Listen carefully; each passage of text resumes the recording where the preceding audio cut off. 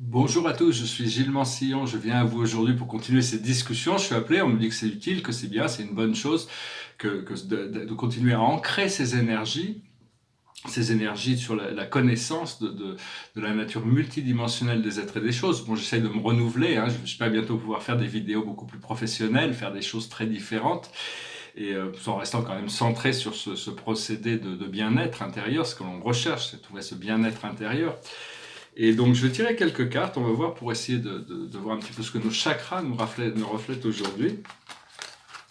Alors, je vais utiliser ces cartes de l'Akash, hein, c'est des mémoires, je ne vais pas trop les interpréter, vous voyez ce que ça peut générer en vous, les impressions que ça peut générer. De toute manière, la vie c'est quelque chose de très personnel. Et donc, je vais tirer 9 cartes. Alors, à la base, on a les navires, c'est-à-dire les vaisseaux, les navires, c'est-à-dire l'exploration, la possibilité, une sorte de libération au niveau de la base, au niveau des challenges. Au niveau du deuxième chakra qui correspond au plan terrestre, au plan astro, on a l'amour non partagé. C'est-à-dire il faut arriver à s'aimer soi-même, même si, bon, parce que la vie nous aime de toute manière, sinon on n'existerait pas, on ne pourrait pas être. Et donc c'est bien de se rappeler, j'aime ma vie, je m'aime moi-même, je m'aime et je vous aime. Parce que c'est juste que des mots, après ça il faut le ressentir, sinon les mots peuvent être vides hein, de toute manière. Mais donc quand on est dans l'appréciation complète, qu'on est dans la joie, on n'a pas besoin de se le répéter. Quand je veux dire j'aime ma vie, c'est surtout quand il y a des petits accros, des choses, des pensées. Je voulais aussi dire, il y a beaucoup de pensées qui flottent dans le collectif terrestre, et des fois on peut avoir des mauvaises pensées qui nous traversent l'esprit, des pensées lourdes, des pensées méchantes, des pensées, mais ça nous appartient pas. C'est pas, il faut pas leur donner de pouvoir. C'est pas parce qu'il y a une pensée qui nous traverse la tête qu'elle nous appartient. C'est juste quelque chose on est connecté à un collectif, et c'est des pensées qui flottent dans l'univers du collectif, et donc regardez les choses avec discrimination et ne donnez pas de pouvoir à des mauvaises pensées. Essayez de les repérer et les laisser partir sans attache émotionnelle. Alors une fois qu'on arrive à se donner soi-même cet amour, parce que bon, au plus on est ouvert à l'amour sur soi-même, sur nous-mêmes, sur le monde, sur la vie, au plus cet amour sera réciproque aussi. Et donc là, on arrive aux anges, c'est les anges, c'est la connexion angélique, c'est-à-dire une connexion gracieuse à la vie. Les anges sont toujours en train de concentrer la lumière, ils nous donnent la lumière et nous on la diffuse.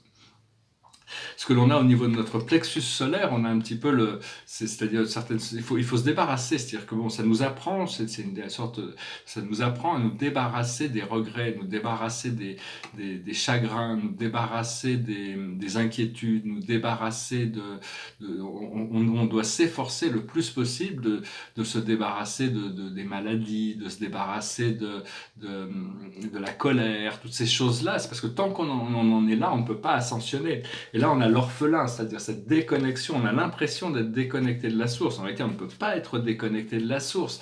Une fois qu'on le réalise, on trouve le Père, on trouve l'amour, on trouve la connexion à cette source. Au niveau du cœur, il y a l'époux-l'épouse. Donc il y a cette harmonisation, cette relation qui... C'est cette préparation pour cette relation.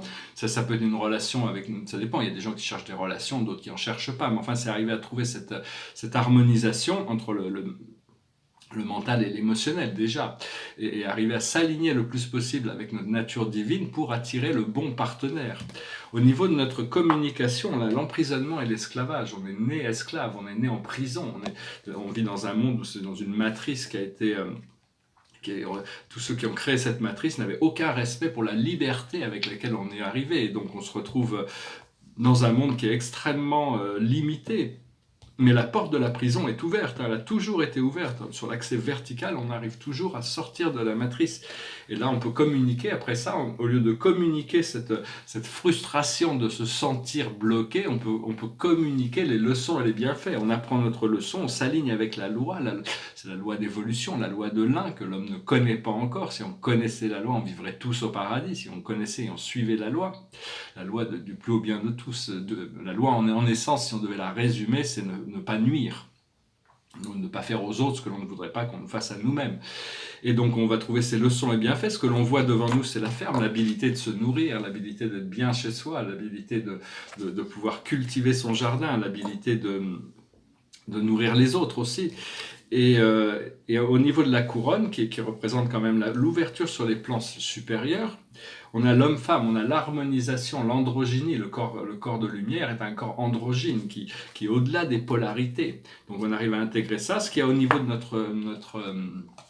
notre étoile terrestre, en dessous de nos pieds, on est ancré dans la terre. On doit bien s'imaginer, visualisez-vous comme un arbre qui est ancré, qui a des racines dans la terre et qui a des branches qui partent vers le ciel. En plus, il y a des branches qui partent vers les autres. Et donc là, on a la santé. On arrive faut revenir de plus en plus à un état de santé parfaite. Et au niveau de notre étoile de l'âme, qui est une sorte de Merkaba, une étoile brillante, argentée, c'est bien de pouvoir se tourner vers cette étoile. Et là, on a la spiritualité et la religion. C'est-à-dire, il faut continuer sur cette voie de toute manière. Une fois qu'on est dans la voie, de toute manière, on ne peut plus... on ne peut plus vraiment lâcher prise sur cette voie. On est obligé de continuer de toute manière. Une fois qu'on a ouvert certaines portes dans notre conscience sur certaines connaissances, on ne peut pas les oublier, faire comme si on n'avait pas connu ça. Alors, je vais discuter de 3 idées. Je voulais dire, la lumière, c'est un pont entre la matière et l'esprit. Hein. Donc la lumière, c'est notre nature véritable, c'est la nature de l'âme. L'âme se tient dans la 5e dimension, à la frontière du temps, de l'espace, de la matière et de l'énergie. Et c'est depuis cet endroit qu'elle projette toute cette réalité physique. En essence, c'est l'esprit mental. La lumière, ça vient, c'est quelque chose qui doit imprégner tout notre esprit mental. Et quand la matière et l'esprit sont unifiés, comme au paradis, le mental n'a pas besoin de s'exercer, puisque la matière et l'esprit sont unifiés. Mais à partir du moment où l'univers a été créé, il y a une séparation entre l'esprit et la matière. Et donc, au plus la matière est séparée de l'esprit, au plus le mental est nécessaire pour réconcilier, l'esprit étant la source, l'origine des êtres et des choses. Il faut aussi être confortable avec votre grandeur. Nous sommes des êtres grandioses. Arriver à accepter ce fait et arrêter de se concentrer sur la séparation entre nous et ce que l'on veut. Il faut arrêter de se diminuer soi-même, hein, parce que c'est pas facile à comprendre, mais pour Dieu, le potentiel et l'actuel, c'est la même chose. C'est-à-dire d'acheter un ticket de loto ou de gagner au loto, c'est la même chose. Alors que pour nous, c'est pas forcément pareil. On n'a pas forcément cette habilité à voir la cause et l'effet comme une seule réalité. Ce qu'il faut, c'est savoir sur cette grandiose. On est tous des êtres grandioses en réalité, mais on nous a fait croire que on était moins que ça. Hein, de toute manière, à quoi vous êtes, quelles sont vos forces, quelles sont les choses qui font que vous êtes, quelles sont vos qualités, et il faut s'attendre à des choses grandioses qui viennent de nous. Hein, de toute manière, on n'est pas là pour faire de la figuration dans notre vie. Hein. Il faut arrêter d'investir dans le manque et la séparation, dans le travail, la souffrance, le travail pénible, la pénibilité. Toutes les choses pénibles sont pas si elles sont pénibles, c'est qu'elles sont pas en alignement avec la voie spirituelle. Cela dit, des fois, il faut découvrir, pour découvrir des forces, il faut exercer un pouvoir sur nous-mêmes. Savoir que rien n'est trop bon pour vous. Rien, il n'y a rien dans l'univers ou dans la vie ou sur Terre même qui n'est trop bon pour vous, parce que vous méritez tout. Hein. Savoir que le temps n'existe pas, c'est le non-temps qui existe, c'est le non-temps. Le non-temps est infini. Et parce qu'on a été créé juste aussi divin que Dieu. En réalité, nous sommes la même unité. Il n'y a pas la divinité de Dieu et la divinité de l'homme.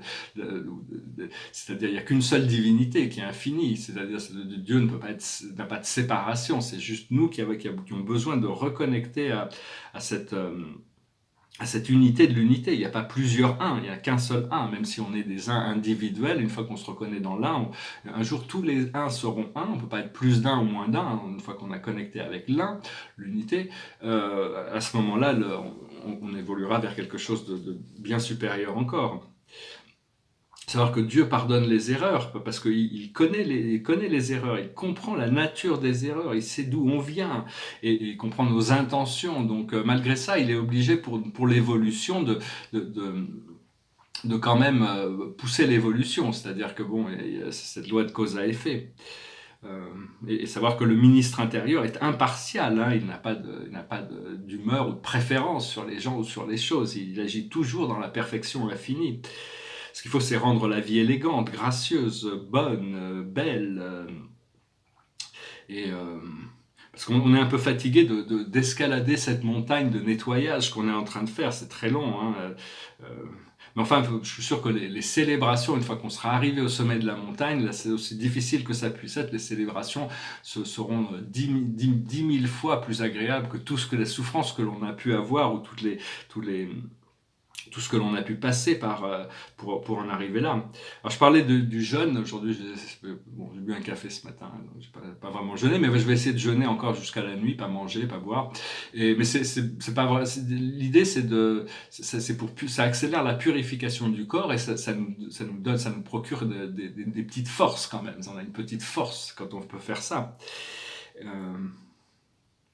Savoir que le changement des climats sur Terre, ça fait partie du nettoyage de la Terre, hein.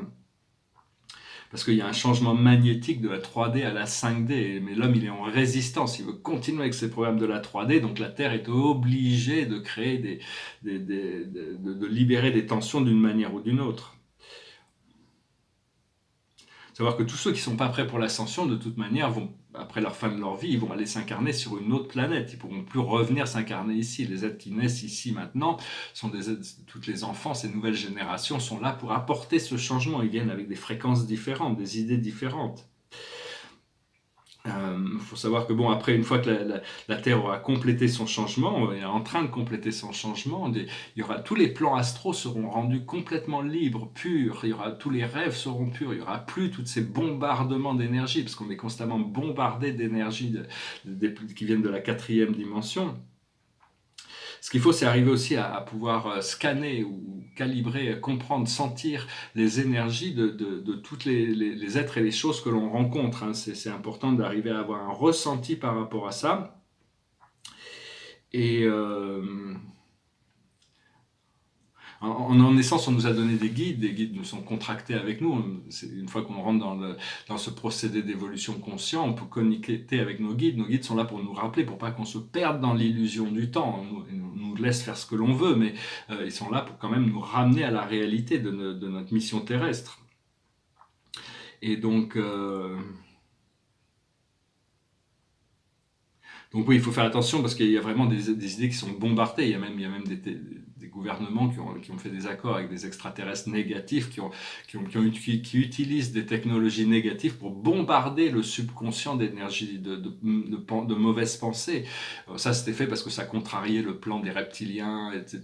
Ils veulent pas si l'humanité se réveille, de toute manière, tout leur jeu est fini. Donc ça, il faut pas se laisser distraire par aucune sorte de mauvaise pensée, hein.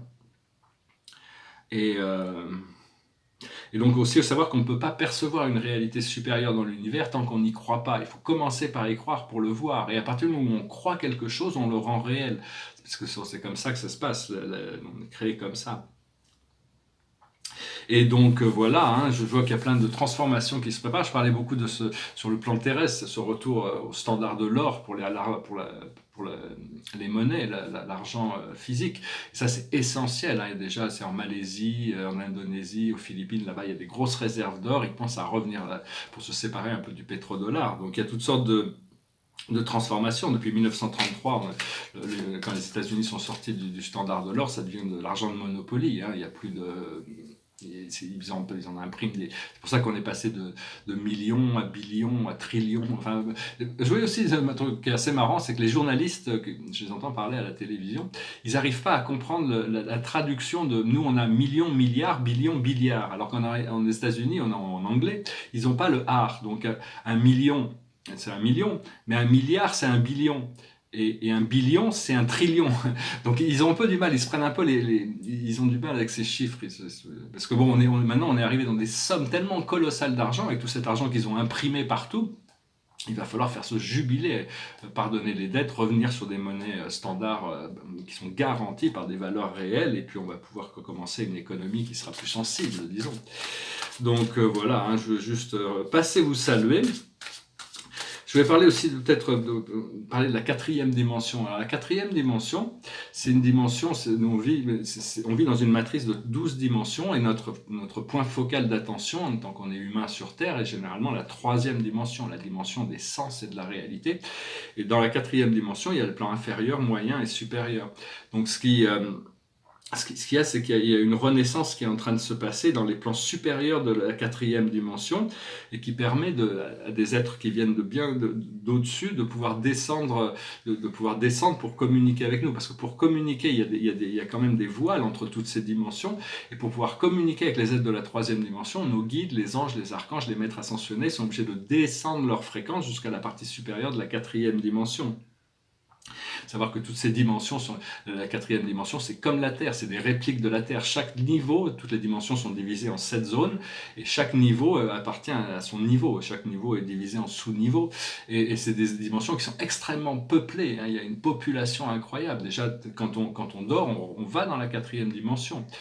C'est des répliques de la Terre, mais c'est différent quand même, c'est plus flexible.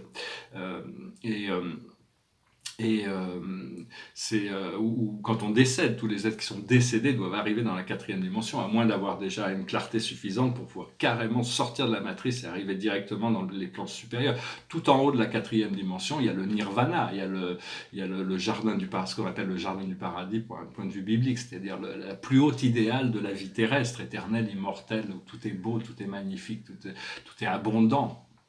Et donc on veut quand même se concentrer sur la clarification des plans terrestres, arriver à avoir des rêves et des visions le plus positifs possible, hein, et pas se laisser distraire par ces êtres qui sont dans la partie moyenne de la quatrième dimension, c'est les projecteurs qui projettent la réalité, les ombres dans la caverne de Platon, hein, parce que bon, il y a tous ces êtres qui vivent dans la quatrième dimension, qui ont pris le contrôle sur la troisième dimension et qui continuent de bombarder le monde avec leur programme de contrôle, de soumission à ce programme. Donc il faut faire attention à ce que l'on regarde à la télé. Tout ça, c'est créé pour de la sensation, pour créer de la sensation et contrôler les foules.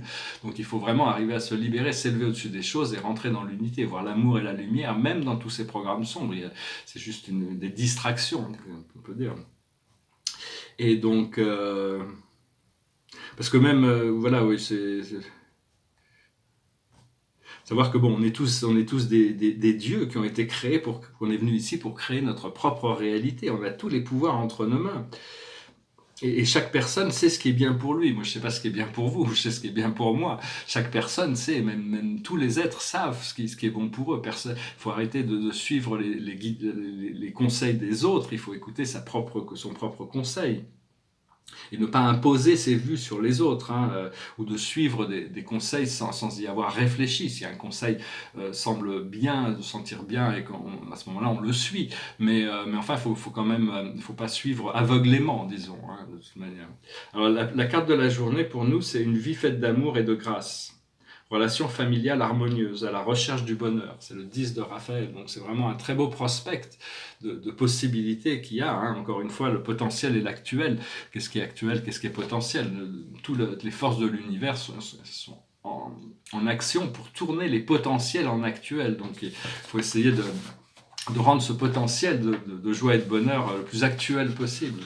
Voilà, je voulais venir vous saluer aujourd'hui et faire cette vidéo. Il y a une chanson qui continue à me passer par la tête, mais je l'ai chantée l'autre jour, donc je vais attendre un peu pour la rechanter. Derrière moi, c'est un portrait, ça fait partie des 150 pièces sur papier que j'ai fait. Il y a toutes sortes de pièces, des conceptuelles, des symboliques, des portraits, des nus, des tableaux sur la divinité, des tableaux cosmologiques, toutes sortes de choses sur papier que j'ai fait depuis le début de l'année. Je les vends 1000 €, parce qu'il y a des gens qui s'intéressent. Bon, dès que j'aurai de l'argent, je les vendrai beaucoup. Je vais bien les encadrer, je les vendrai beaucoup plus cher. Mais enfin bon, vous pouvez voir sur Instagram, il y en a, je les ai tous mis pratiquement. Il y en a 150 peut-être, des œuvres sur papier. Et derrière ici, c'est la deuxième version d'un tableau astrologique. C'est ma deuxième version, hein, c'est mon astrologie. Hein. C'est des tableaux c'est un peu plus sophistiqués, qui prennent quelques années, hein, quand même à peindre. Je finis avec cette chanson, c'est une chanson de Jacques Brel qui a été traduite en anglais, chantée par Frank Sinatra. Ça s'appelle If You Go Away. If you go away on this summer day, then you might as well take the sun away. All the birds that flew in the summer sky, when our love was new, and our hearts were high, and the day was young, and the nights were long, and the moon stood still for the nightbird's song. If you go away, if you go away, if you go away. But if you stay, I'll make you a day like no day has been or will be again. We'll sail the sun, we'll ride on the rain, we'll talk to the trees and fly with the wind. But if you go away when I love you so, there'll be nothing left in this world, you know. Just an empty room full of empty space, like the empty look I see on your face. If you go away, if you go away, if you go away.